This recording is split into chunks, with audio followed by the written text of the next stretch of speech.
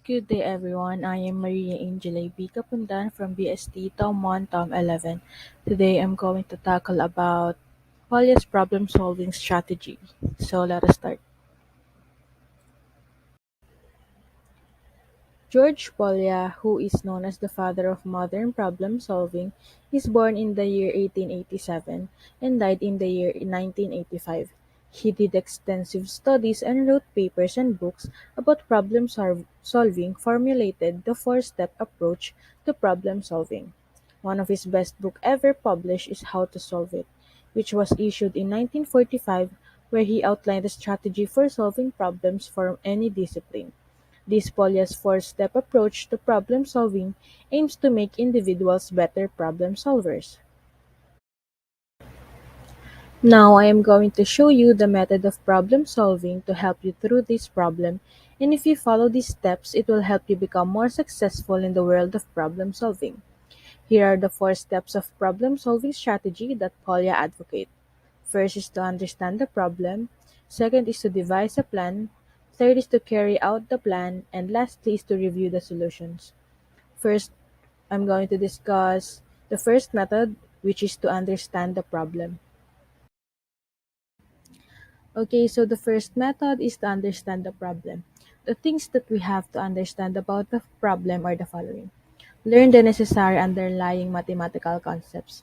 So, kailangan meron kang iniisip na principles na pwedeng i-apply. And dapat alam natin yung hinahanap ng problem, and we should comprehend the problem. Tukol saan ba yung problem, ano yung tinatanong, ano yung required terms. Is the information enough, or do we need more information to completely understand the problem? What are the unknowns or known in the problem?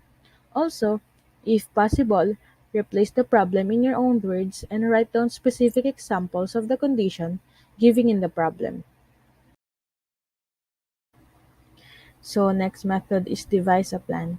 In devising a plan, you must start somewhere to try something, and how are you going to attack the problem. So, papaano mo siya isa-solve, ano yung mga possible strategies na pwedeng gawin para isolve ang problem na ito. So, ang tinatawag dito is devising a plan.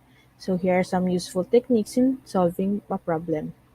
First, make a list of information that is needed.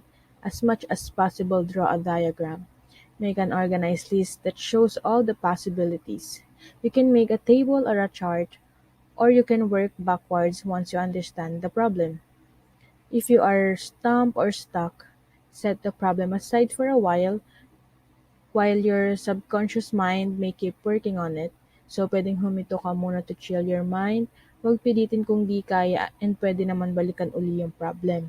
And then moving on, to think about the other things may help you to stay relaxed, flexible, and creative rather than becoming tense, frustrated, and forced in your efforts to solve the problem.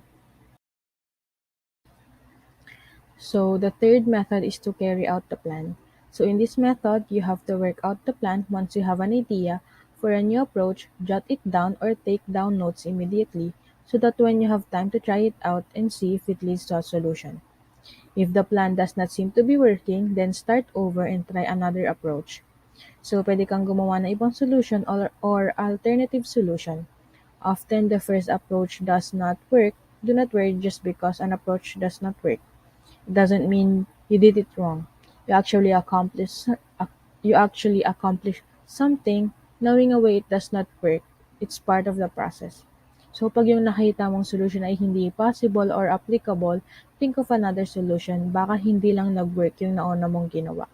Once you have thought about the problem, or return to it enough times, you will often have a flash of insight and new idea to try a new perspective on how to approach solving problem.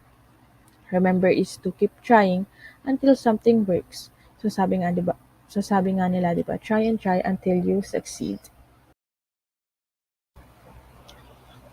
So the last method is reviewing the solutions.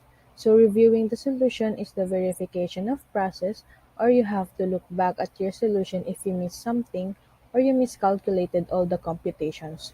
So you have to look back at your solution. Remember to ensure that the solution is consistent with the facts of the problem, and then interpret the solution in the context of the problem and ask yourself or reflect whether there are generalizations of the solution that could apply to other problems.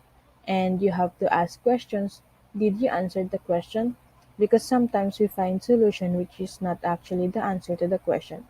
Kasi 'di ba minsan meron tayong solution na hindi naman nasasagot ng tama or yung sagot natin ay hindi tama. So, pwede rin natin itanong, is there another way of doing the problem which may be simpler? So, meron bang mas madaling solution or can the problem or method be generalized so as to be useful for future problems? Like, pwede ba natin siya magamit sa susunod na problem? So those are the different strategies or methods proposed by George Polya in solving mathematical problems. Moving forward, now I will give an example of a problem using Polya's four-step problem-solving strategies. So example number 1, a true or false quiz contains 5 questions. In how many ways can John answer the 5 questions with 2 falses and 3 truths? So this is a problem of arranging the answers into a sequence. John must arrange the 2 falses and 3 truths into a series of 5. So don't forget our first method. Our first method is to understand the problem. So there are 5 questions and 2 of those are false and 3 of those are true. So how can you arrange that without repetition of answers?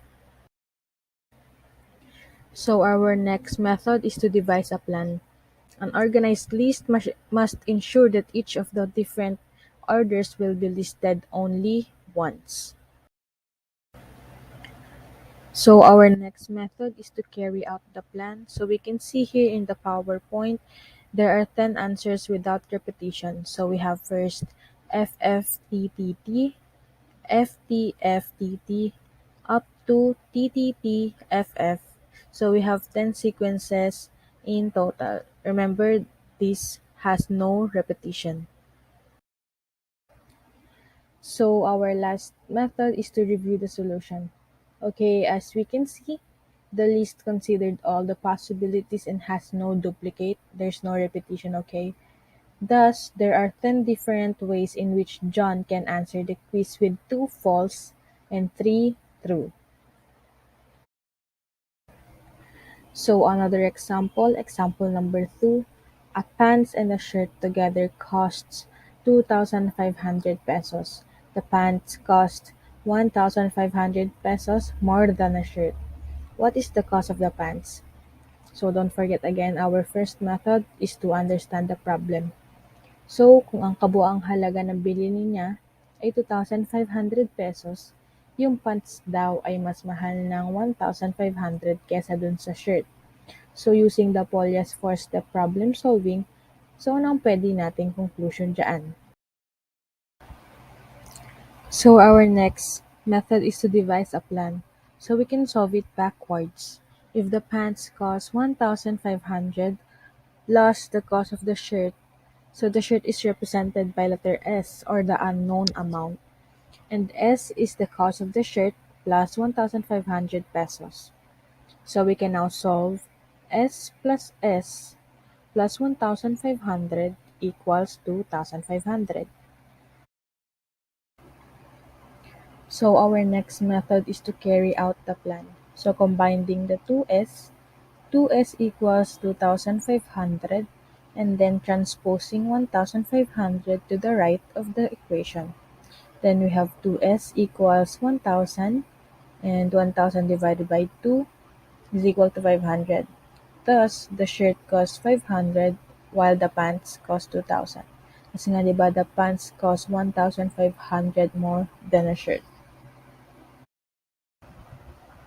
And so for our last method is to review the solution.